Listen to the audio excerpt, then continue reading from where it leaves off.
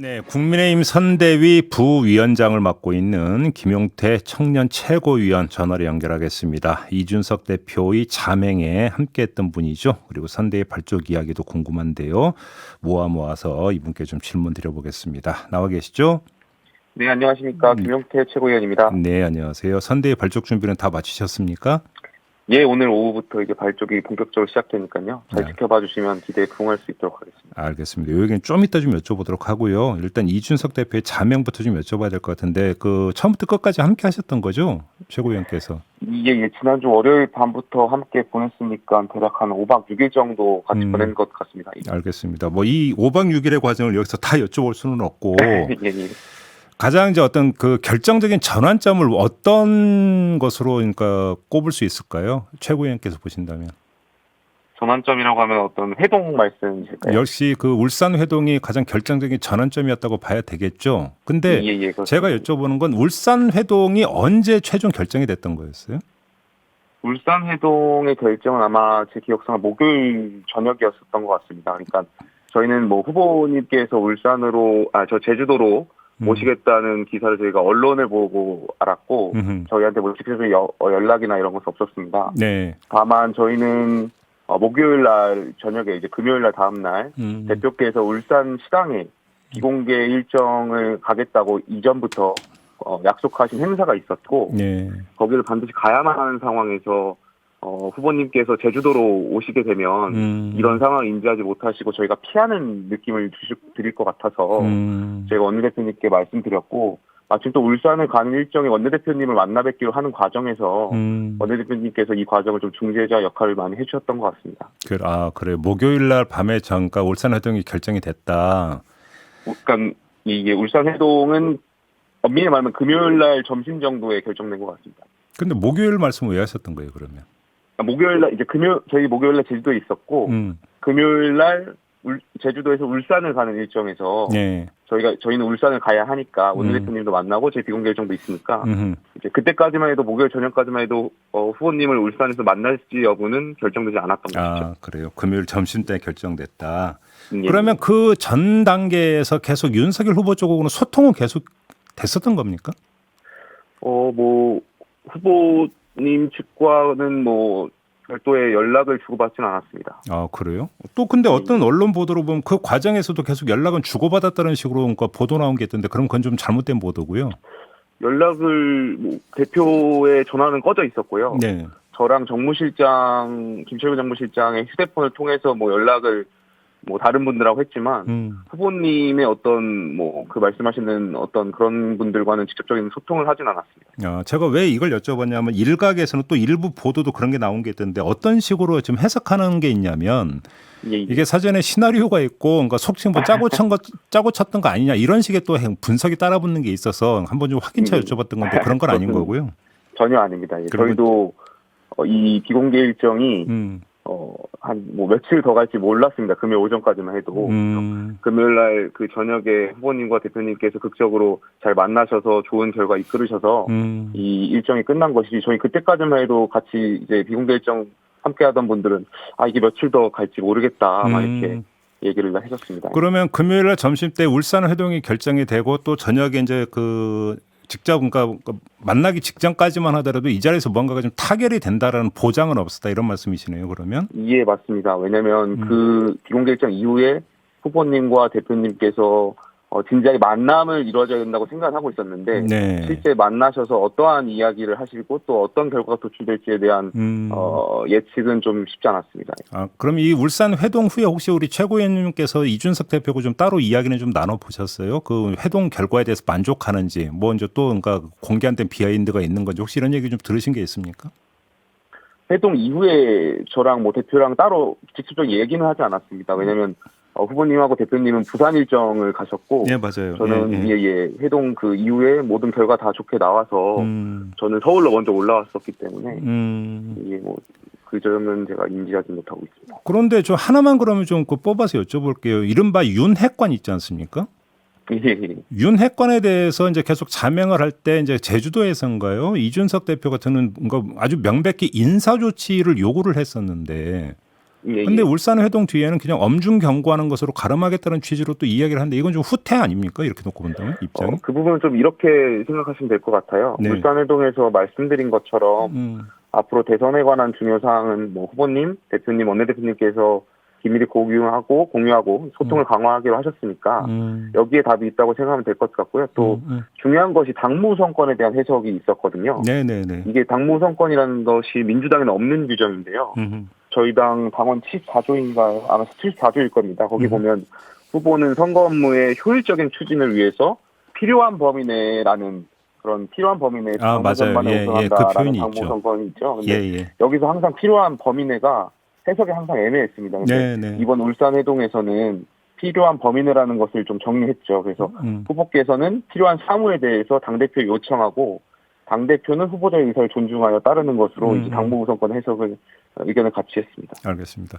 하나만 더 여쭤볼게요. 그 이준석 대표가 그 자맹 과정에서 혹시 김종인 전 비대위원장하고는 좀 연락을 주고받은 적이 있었습니까? 김종인 위원장하고 따로 뭐 직접적으로 연락하신 것은 없는 것으로 제가 알고 있습니다. 제가 왜 이 질문을 드렸는지 혹시 보도를 접하셨는지 모르겠지만 예. 김종인 전 위원장이 목요일로 제가 기억을 하는데 목요일 날 저녁에 한 방송에 출연하기로 약속까지 했다가 1시간 전에 이제 취소 통보를 해가지고 그 해당 방송사에서 입장을 낸 적도 있는데 예. 혹시 이게 그러면 그 일종의 어떤 기류가 이제 그 기류를 읽고 내지 소통을 하면서 이게 조율이 됐든지가 좀 궁금해서 여쭤보는 거거든요.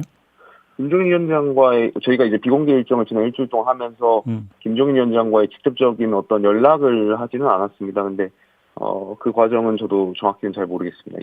그러면 이준석 대표는 물론이고 지금 함께했던 우리 최고위원님이나 김철근 정무실장도 김종인 위원장이나 그러니까 옆에 계신 분들하고도 일체 연락을 주고받은 적이 없다는 말씀이십니까? 뭐 정무실장을 통해서는 잘 모르겠는데 저를 통해서는 뭐 연락을 하고 하지는 않았습니다. 이준석 대표 핸드폰은 계속 꺼져 있었던 게 확실하고요. 예, 계속 꺼져 있었습니다. 알겠습니다. 요거를 좀 어떻게 봐야 되는지 모르고 요거 하나 좀 인용해서 질문을 드릴게요. 강용석 변호사 아시죠? 네. 강용석 변호사 쪽에서 이번에 윤핵관이 아니라 이핵관이라고 하는 표현을 쓰면서 당내 분란을 일으키는 사람들이라고 공격을 했던데 어떤 말씀 주시겠어요? 제가 그래도 야당의 최고위원인데 이핵관은 좀 너무했고요. 저는 그냥 김용태입니다. 네. 저는 인터뷰를 할 때 거의 대부분 제 실명으로 하고요. 익명으로 하더라도 누군가를 뭐 뒤에서 비방하거나 흔들 목적으로 하지 않습니다. 근데 언론에서 말씀하시는 그런 핵심 관계자랑은 조금 다른 결의 이야기 같고요. 그리고 말씀하신 일각에서 말한 그런 그 멤버들은 정치를 하면서 또래로 친하다 보니까 가끔 밥도 먹고 술도 마시고 하는 그런 사이이지 그 이상 그 이하도 아닙니다. 그래서 그걸 가지고 뭐 이핵관이라고 표현하면 제가 좀 섭섭하죠. 저는 그냥 김용태입니다. 알겠습니다.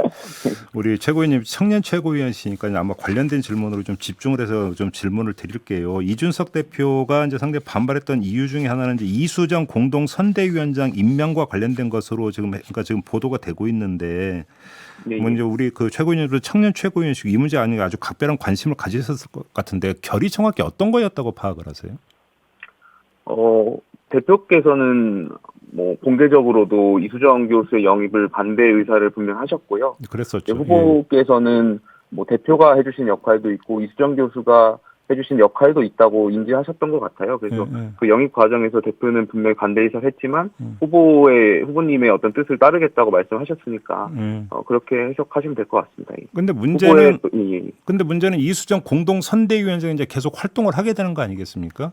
그러면 예를 들어서 2030 문제에 접근하는 과정에서 이준석 대표와 이수정 공동 선대위원장 간의 이견과 갈등이 노출될 가능성은 상존해 있다고 봐야 되는 거 아닌가요? 그러니까 저희는 그렇습니다. 그러니까 국민의힘이 지향하는 정강정책이라는 큰 틀에서 그 스펙트럼 안에서 다양하고 많은 사람들의 의견을 받고 그분들의 지지를 받아서 안정적인 정권 교체를 해야 되기 때문에 저는 그렇게 해야지만 안정적인 정권 교체가 가능하다고 생각해서 그 측면에서 이해해 주시면 될 것 같습니다. 그래서 또 후보님의 뜻이 확고한 만큼 이준석 대표를 비롯한 지도부의 기본적 입장은 뭐 윤 후보님의 뜻을 존중하겠다는 것이고 또 다만 국민의힘이 불필요한 젠더 논란의 중심이 되는 것은 저는 절대 원치 않습니다. 그래서 특정 집단의 의견을 존중하기 위해 어떤 명백한 분열 양상을 눈앞에 두고 뭐 소위 일각에서 말하는 그런 갈라치기에 나설 생각은 없습니다. 저는. 근데 관련된 지금 일이 지난 4일에도 있었는데요. 당사 앞에서 이수정 공동 선대위원장 인선을 철회하라는 시위가 있었고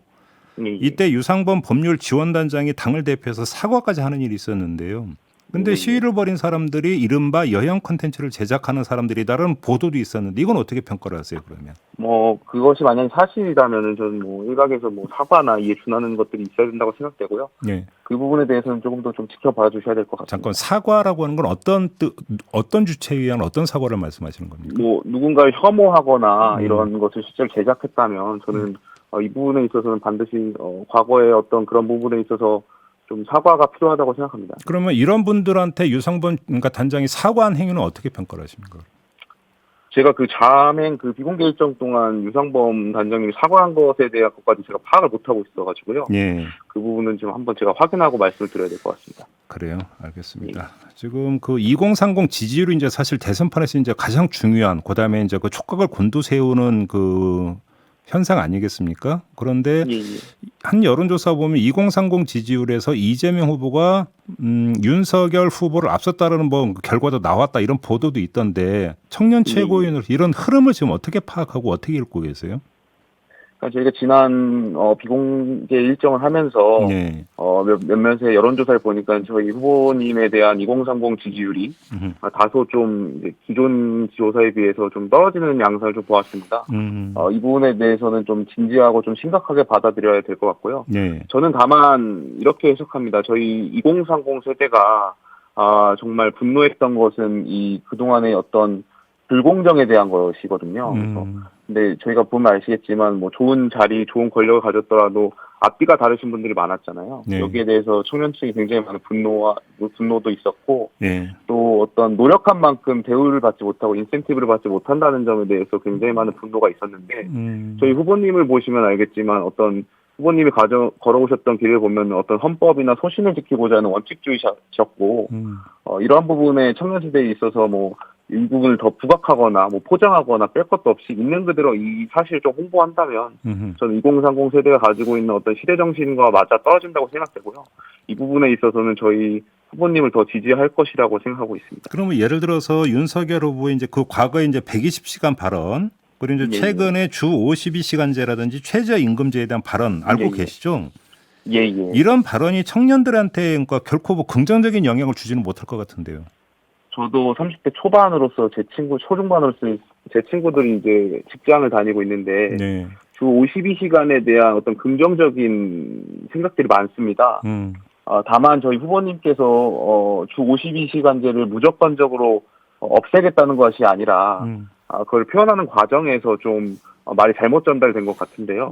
후보님께서도 주 52시간이 가지고 있는 선한 의도를 인지하고 계시고 다만 현장의 목소리를 반영하다 보니 모든 업종에 대해서 획일적으로 주 52시간을 적용하는 것은 문제가 있을 수도 있다라고 말씀하신 거고 다만 이것을 3개월이나 6개월이나 탄력적으로 운영하고 총량에 있어서는 비슷하게 하는 것이 이 발언의 의도였으니까요. 그것은 이게 말하는 과정에서 좀 잘못 전달된 것 같습니다. 근데 문제는 이제 그게 오해다라 언론 보도가 오해다 이런 어떤 그 해명 내지 어떤 그 항변이 있었던 것도 저도 알고 있는데요. 근데 문제는 발언을 하고 이거에 대해서 보도를 하면 다시 오해다라고 하는 것이 반복이 되고 있고 이런 반복적 현상이 결코 그 표심에는 좋게 영향을 미치지는 않을 거 아닙니까? 그런 게.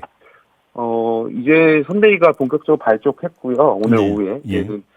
그런 오해의 과정들이 점차 줄어 나갈 것이라고 생각하고 있습니다. 저도 이제 청년 최고위원으로서 후보님을 잘 수행하고 또 보좌 해서 또 많은 또 이 의견들이 잘 전달될 수 있도록 노력하겠습니다. 근데 이제 선대위가 발족을 하면 선대위 차원에서 이제 청년 정책도 이제 당연히 조율을 하고 한 목소리를 내도록 노력을 하게 될 텐데.